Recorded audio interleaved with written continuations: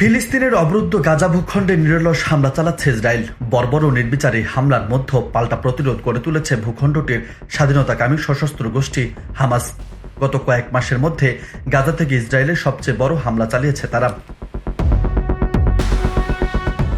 একই সঙ্গে অবরুদ্ধ গাজা উপত্যকায় ইসরায়েলি গণহত্যার প্রতিবাদে বিশ্বজুড়ে দেওয়া হয়েছে সাধারণ ধর্মঘটের ডাক।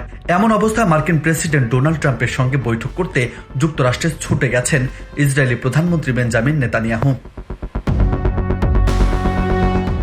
সোমবার এক প্রতিবেদনে এ তথ্য জানিয়েছে বার্তা সংস্থা আনাদোলু। বার্তা সংস্থাটি বলছে, মার্কিন প্রেসিডেন্ট ডোনাল্ড ট্রাম্প এবং মধ্যপ্রাচ্য বিষয়ক রাষ্ট্রদূত স্টিভ উইটকফের সাথে দেখা করার জন্য ইসরায়েলি প্রধানমন্ত্রী বেঞ্জামিন নেতানিয়াহু রোববার হাঙ্গেরি থেকে যুক্তরাষ্ট্রে ছুটে গেছেন বলে ইসরায়েলি গণমাধ্যম জানিয়েছে।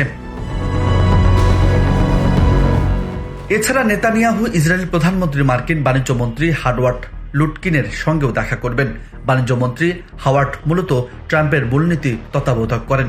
গত বুধবার উল্লেখযোগ্য বাণিজ্য ঘাটতির কারণে অন্যান্য দেশের সাথে ইসরায়েলের উপর 17% শুল্ক আরোপের পর মার্কিন বাণিজ্য মন্ত্রীর সঙ্গে বসতে চাইছেন নেতানিয়াহু।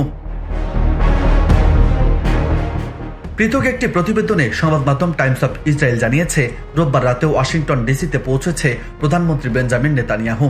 আগামী 2 দিন ধরে তিনি মার্কিন প্রেসিডেন্ট ডোনাল্ড ট্রাম্প এবং ঊর্ধ্বতন মার্কিন কর্মকর্তাদের সাথে তাড়াহুড়ো করে নির্ধারিত বৈঠক করবেন।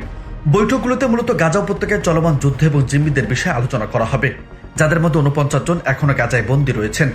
সেই সঙ্গে ট্রাম্পের নতুন শুল্ক নীতি নিয়েও আলোচনার কথা রয়েছে। সফরের কথা ঘোষণা করার 24 ঘন্টারও কম সময়ের মধ্যে নেতানিয়াহু রোববার বুদাপেস্ট থেকে ওয়াশিংটনের উদ্দেশ্যে রওনা হন। এদিকে নেতানিয়াহুর এই সফর মঙ্গলবার পর্যন্ত স্থায়ী হওয়ার কথা থাকলেও ইসরায়েলি সম্প্রচার মাধ্যম চ্যানেল 12 জানিয়েছে, এই সফরের বয়সসীমা বাড়ানো যেতে পারে। গত সপ্তাহে নেতানিয়াহু, ট্রাম্প এবং হাঙ্গেরি প্রধানমন্ত্রী ভিক্টর অরবানের মধ্যে ত্রিপক্ষীয় কথোপকথনের পর এই সফরের পরিকল্পনা করা হয়েছিল বলে জানা গেছে।